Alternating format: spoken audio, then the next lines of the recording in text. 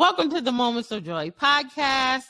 I am elated with joy today to be sitting down with Jose, the founder, the creator of Tasium Worldwide. And I'm so glad to have him on the show. I think maybe last year now, we shared an Inside Edition post. I think I'm going to share it again just to promote the episode, but we saw him on Inside Edition and shared it on social media, and what he is doing is wonderful. And so I will let him introduce himself to you guys. Hi everyone, my name's Jose. I'm the founder of an apparel company called Tasium. I'm also 19 years old and a college student right now. Yes. So what was so special about Tasium was that it was a t-shirt, sweatshirt, apparel line that was dedicated to autism and people with autism. And it's actually autism scrambled up and spelled differently. And it had a little space on the bottom where children and young adults could hold on to their fidget and the things that they needed without losing them. So let's get into that story. Like, how did you even think about creating something like this? Taking a trip down memory lane. There you go. So it all started in high school, which is crazy to say. I was in high school and I joined this business course. And in the business course, you had to create a business that you were going to work on just for the class so that you can get that hands-on experience and, put into practice the things that you're learning. And that's when I was like, I always wanted to help my brother and help his daily challenges, right? Like growing up, that's just natural. That's how I would live my life. From going to IEP meetings to having one-on-one conversations with the teachers to sitting down with him and helping him with his homework. Like, this is who I was. This is how I operated on a daily. And it was no different when I wanted to create a business for this class. I was like, if I'm going to do something, even if it's for a project, I'm going to make something that's going to help him, because at least someone can benefit from my prototype or from this idea, right? And, he was also in high school with me at the time. So it was cool because on campus, I was able to make something and show him it, and he was able to see the progress and all that good stuff. So I joined the course. I joined the course and I told my teacher, you know what? I'm going to make an apparel brand to help autism awareness. And she was like, that's awesome. Yeah. But there's a lot of apparel brands that help autism awareness. And it wasn't her shooting the idea down. It was her leading me to think deeper, to find a deeper meaning, a deeper purpose within this company that I wanted to create. And a few months prior, I did a pamphlet, a project for other schools in the neighboring cities. And what I wanted to do was show them practical tips on how to better help those with autism within the school environment, right? And I did that as my research project, because we were allowed to choose what we wanted to do research on. So I made that pamphlet, gave it to schools.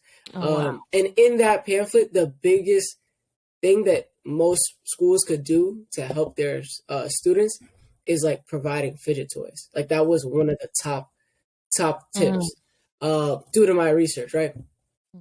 Because fidget toys help reduce stress and anxiety while sharpening focus. But I know my brother. That's right. And it could be in our bloodline, because I lose my keys all the time, but he loses everything that he's not used to. So if it's not within his routine, it's gone. And for something that can be so beneficial to his life, I wanted to make sure that we didn't have to worry about that, because I also don't come from an affluent background. So it's not like we could just buy, 3,000 fidget toys a year because he loses one every 2 minutes, right? So I wanted to create something where we didn't have to worry about that as well. And it was in that moment where I looked up, and as I was speaking to my teacher, I saw a banner. And in the corner of a banner banners are grommets. And I said, can we put that Yeah. on a shirt?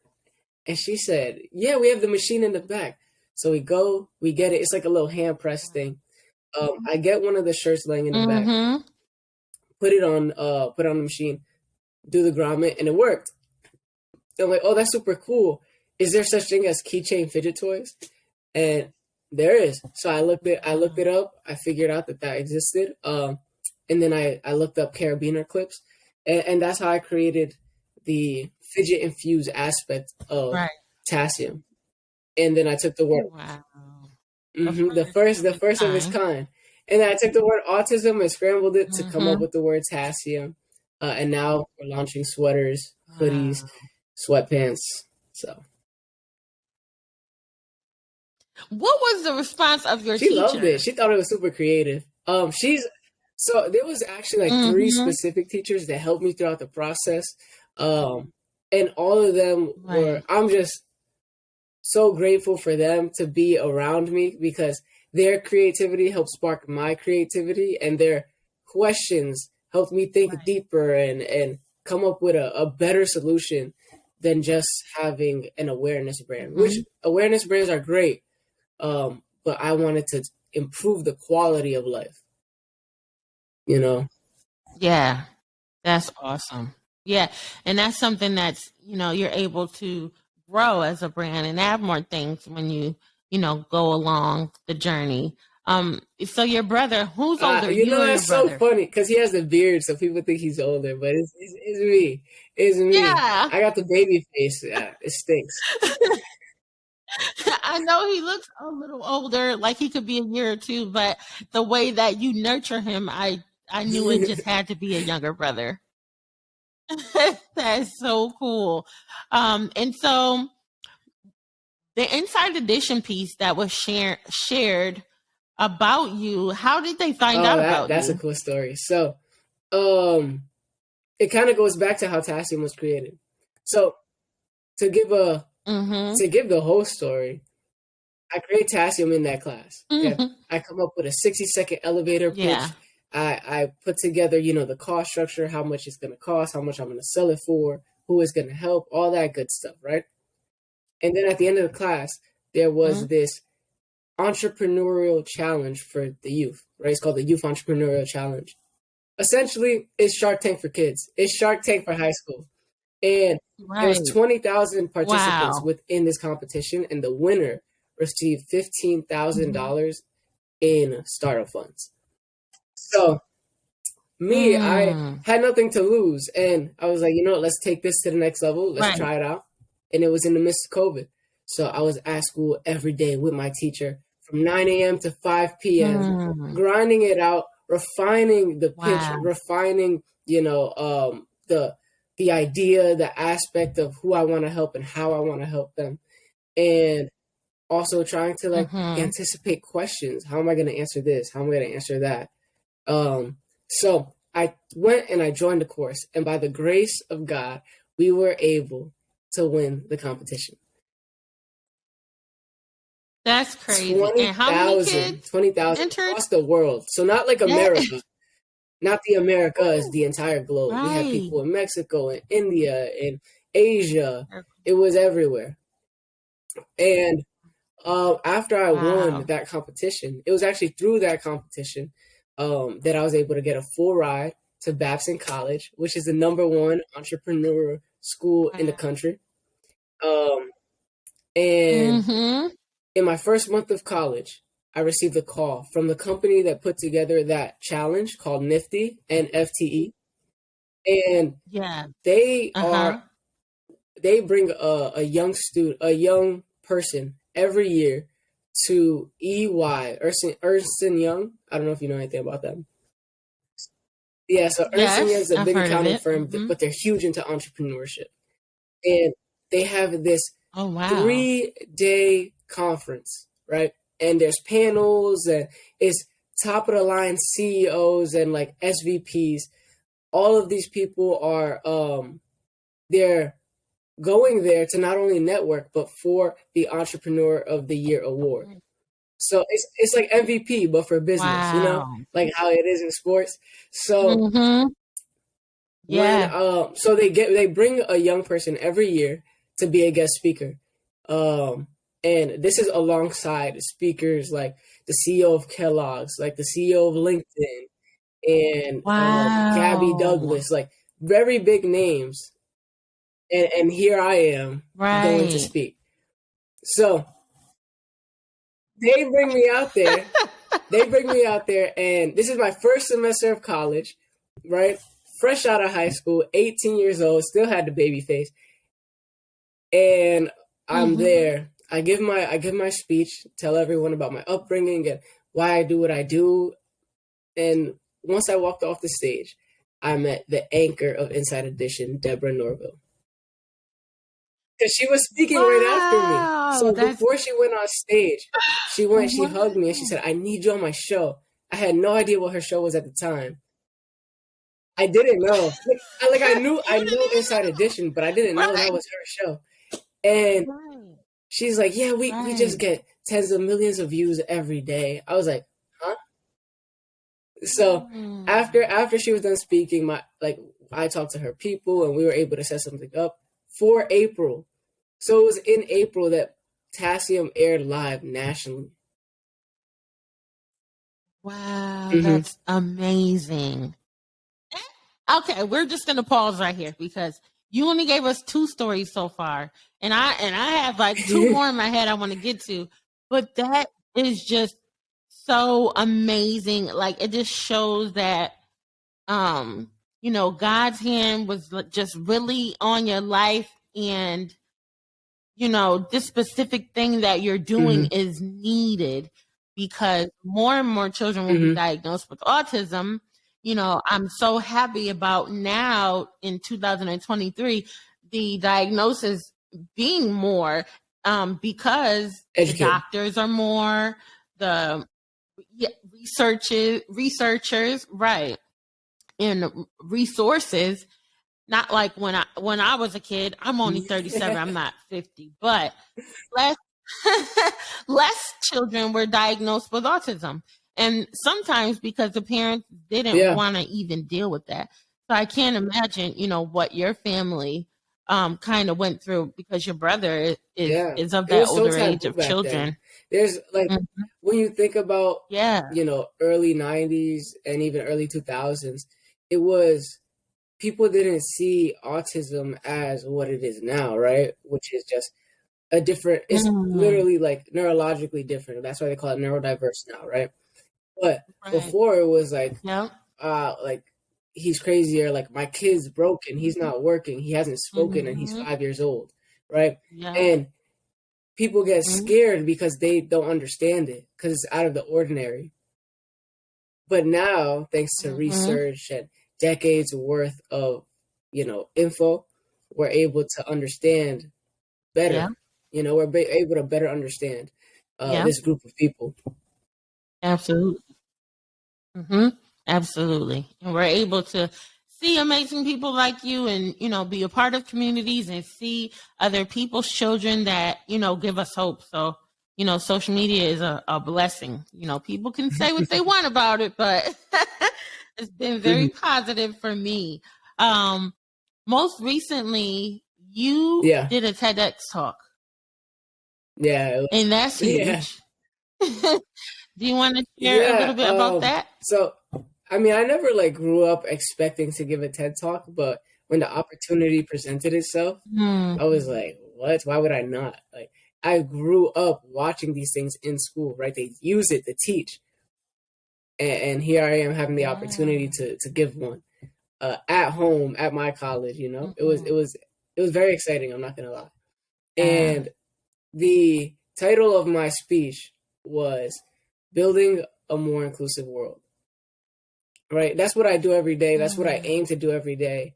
And where it stems from was how growing up with my brother and us being in different grades, I would see him sometimes eating lunch alone when I'm passing through the halls. And Mm. that broke my heart. Mm. And when it came to, then I built Tasium. So I assumed that it becomes easier for him to make friends because there is a social disconnect between him and everyone else, right? Like it is not because he doesn't desire that, like all humans do, right? Like it is a need to feel loved, heard, and seen as a human, right? Not a desire, it's a need. Yeah. So he wants that, but it's harder for him because by his nature, he's not social, right? He has to learn that. Whereas for most of us, it comes natural.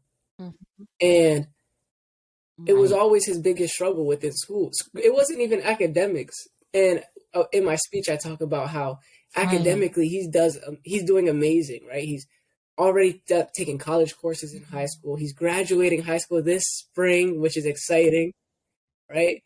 Big accomplishments. But still, he eats lunch alone. And this is how I found out, right? So I wanted to create a video for Tasium's homepage so that people can better understand who we are and what we do. Because even though pictures say 1,000 words, right, we want to be able to say them ourselves, right? People understand us and our personality. So I put together a 2-minute video for the homepage. And I decided, you know what? I want to follow him around with a camera so that we can catch him in real time using the product. And when lunchtime came, I seen him yet again by himself, looking for a familiar face or searching for a welcoming smile. And it was so sad. I almost cried that day. And it's hard to talk about. But, you know, you would think, right, with all the success of Tasium, like, it's not every day your classmate is literally on national TV, right? Like, we've been on ABC, People Magazine, the Boston Globe, Inside Edition. I just did a TED Talk. We were at the Celtics game. And still, he has that struggle of making friends. Yeah. So what my talk was about was 3 very practical tips on how we can build a more inclusive world, right? By us taking the initiative.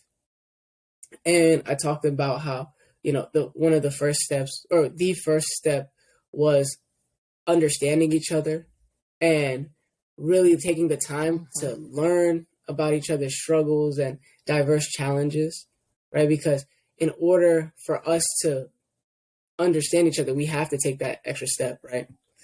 And I kind of tied it to a story of how my uncle growing up, he's my father figure. He's both of our father figures.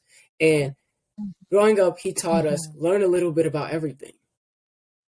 I'm like, why? Like, why do I want to, why am I going to learn a little bit about everything? Like, I don't care about, I don't know. I don't care about how colognes are made or how, you know, why people are interested in software engineering. Like, it doesn't strike me. It doesn't strike anything in me, right? I like sports, like, you know? And he goes and he says, if you know a little bit about everything, you can connect to everyone.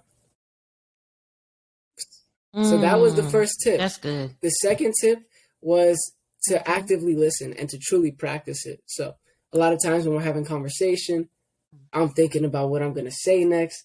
And it's not good because you can feel when someone's there, present in the presence, but not truly there with you. You can feel that. And like I said before, it's a necessity to feel seen, loved, and heard, right? And you can help someone through their feeling of isolation when you truly sit there and just listen with nothing on your mind. Yeah. Right? And you just sit there with them in the same presence. And so that was the second tip. And then the third tip was about truly doing like kind acts and how, you know, it's important for us to stand next to each other and advocate for each other's struggles and needs. Because if we don't, who will? And actually, if everybody does that to the person to their right, we're all taken care of. And it ties back to this last story, which is how one day I was going to the grocery store with my auntie. And I opened the door for this woman behind me. She walks in. And can you believe she didn't say thank you? I was like, man, what's going on? I was like, man, what's happening right now? And then my aunt, she's like, well, why did you open the door for her? I said, what do you mean why I open the door? I'm trying to be nice. I want to be kind today. Like, I want to spread Right. positivity. And then Yes. she stops me and says, Uh-huh. true kindness doesn't expect anything in return. Mm. So Wow. That's deep. Come on, they out auntie here and raising uncle. us, raising us right. But Yes. I then Raising posed you the question to well. the audience, and I posed this question to everyone listening and watching. Mhm. Are you truly doing kind acts? Or are you expecting something in return? Are you doing it out of selfishness, Mm. right? Which is something people don't, is real taboo to speak on as well. So that was Mhm. essentially my TED Talk right there. Full video coming out soon. Mhm. Wow. That was really good. I can't wait to see the video. I'm super proud of you because you are a young minority and this kind of access Mm-hmm. our children don't get. And so just to see you continue to soar and experience these things, I really appreciate. And, you know, just while you're talking, I'm thinking about you and your brother just growing up because I know for Mason, it's not easy. Mm-hmm. He has meltdowns. Sometimes Mm-hmm. he doesn't sleep at night. He's 5 and he's not potty trained yet. When did you start to really have an understanding Yeah. about autism? I want to say from as long as I can remember, I always knew like my brother wasn't, he Mm. wasn't like me, like he was very different. Um, Mm-hmm. but I want to say it was second grade, second grade when I started to understand Wow. like, okay, this is not just different, but there's actually like he has autism. I don't remember Mm-hmm. if my mom told me specifically, but I remember Mm-hmm. because Mm-hmm. back then, and I don't condone any violence, but back then I used to get in trouble with other kids trying to bully him. So I would try to handle Yeah. that, but around that time, that's when I understood the significance of Right. his condition. Mm-hmm. That thank you for sharing that because that helps us to know that we can Hmm. educate the children young. We can help them to understand what autism is so that when they see kids in school, it Hmm. lessens the bullying.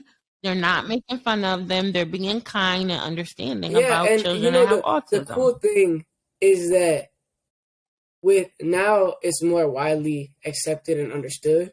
And kids are smart. Like I was Mm-hmm. 7 at that time, so to kind of tie this into Mm-hmm. Tasium, what we aim to do is create Mm-hmm.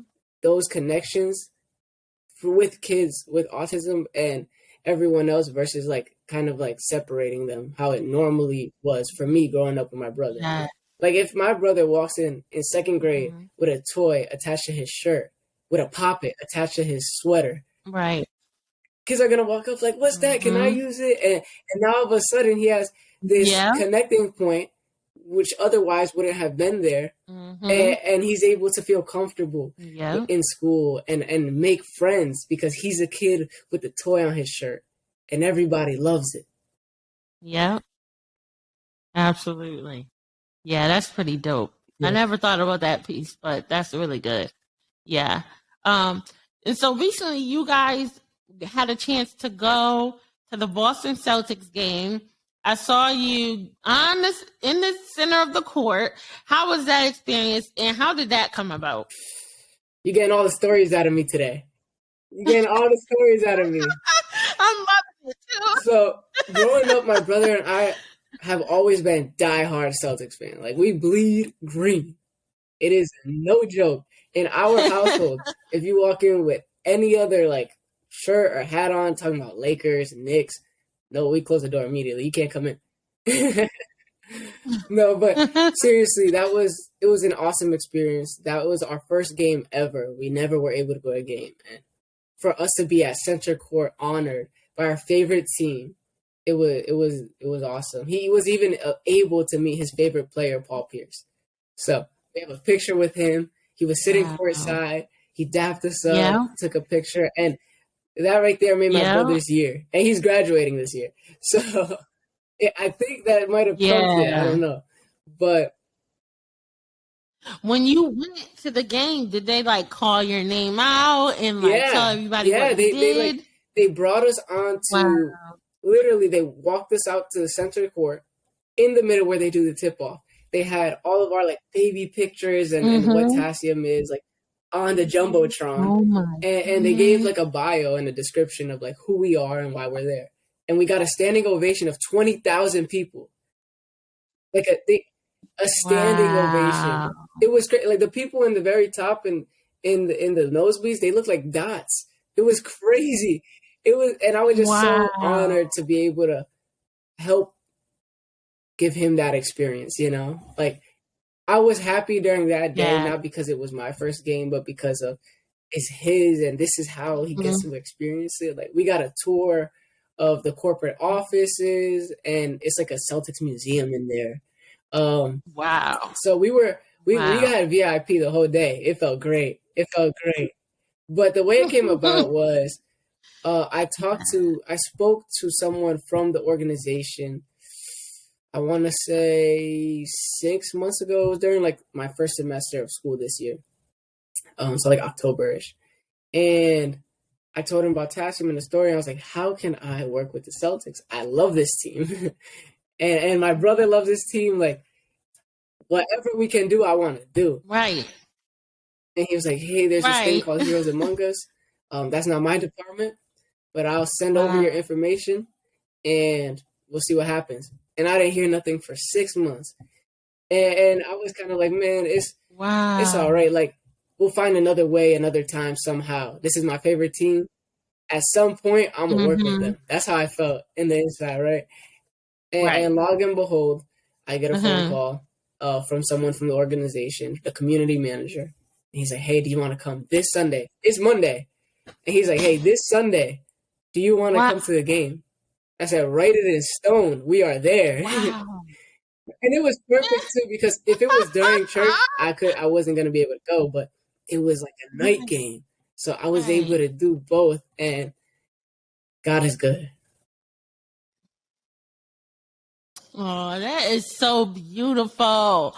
I'm so happy for everything that's happening for you. And I really love the story of you and your brother, because we all that have children and they're not yet grown or even a teenager yet, we wonder, how it will affect the sibling who isn't autistic. And over again, I hear these positive stories of how it affects them positively. Even, the parent having to focus more on that child. It just, unfortunately, it is what it is. And they have to, have more of that attention at times. And so just to see you, it just brings hope to so many parents like myself. And I know so many that will hear this show. I agree with you. I think that in every circumstance that we become an extension of the parent. And just as an older sibling, that's typically what happens. But even if they're younger, we know that it takes a village. And for my brother specifically, it took a little more than just a village. It took his siblings. It took the community. It took the school system. Like everybody had to come together because he has different challenges. That's right. And it's harder for him in multiple different settings, right? So we wanted, I think just growing up, like it's just natural. And if you're a parent who just had an autistic child, but also has another child that's not autistic, you have nothing to worry about. Thank you. Oh my God, they're going to love this episode. I'm so excited. Thank you so much. Can you tell everyone, your website, where they can find you on social media and how they can support you? We have a website, TasiumWorldwide.com. We're releasing sweaters and hoodies and sweatpants on top of the already existing shirts. And the cool part is we're launching this new collection. So not only is it going to be Fidget Infused, but we'll also have a collection called Allies for family members who want to match with their children, or for people who want to support Tasium, but they don't want to take the fidget toy because someone else could use it. That's how they can support. Right. And we'll probably be putting up a GoFundMe just to have, for some people, they don't want to buy, a $35 shirt or a $60 hoodie. Or maybe they can't, but they want to help. Right. So they want to Right. be able to help us and support us, but they can't afford that. So we'll have a GoFundMe where anyone can throw down 50 cents, $1, $1 million. It's up to you. But every penny helps us in our goal in reaching other people, creating bigger impact, and building a more inclusive world. Awesome. And they will be at the Moments of Joy Fest 2023. We will be there. I'm so excited. August 19th. Yes, I'm excited. And you will be able to meet my whole family, and all the parents will be able to meet you. I'm so excited about them. Being able to come up to the table and ask you questions and meet your uncle. So I'm gonna be bringing not a camera but my phone. And what I want to do is I want to interview parents so that we can post on social media and ask them about what it's like parenting an autistic child, so we can give tips to other people and other people in other communities. Because honestly, you don't study up on what autism is before you have a child, right? It's not like no one expects that, especially if you're a new parent to begin with, right? So it's a whirlwind in general, just becoming a parent, let alone having this other aspect that most parents don't have to deal with. So in order to help build the community, make us stronger, and spread that information and love, what I want to do is interview parents. And I'm gonna have a special gift for those who choose to do the interview with me. So that's awesome. I'm excited. Yeah. You want to be the first one? Yes. That too. Yeah, sure. Absolutely. You know it. All right. We'll be there. And I'll definitely do that for you. All right, guys. So follow Jose and Tasium Worldwide, and you'll be seeing more of him. Just follow on social media. Always remember that you have the option to choose joy. Bye-bye.